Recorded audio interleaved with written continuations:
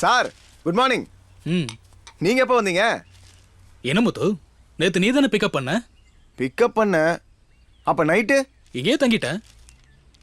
தங்கிட்டீங்களா? ஆமா.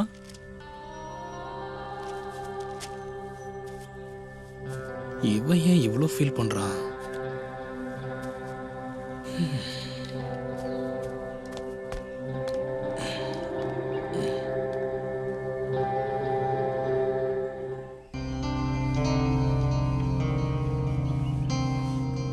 முத்து,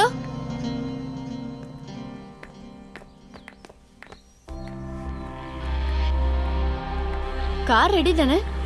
ஆ போலாமா? ரெடி. நீ உட்கார். ம்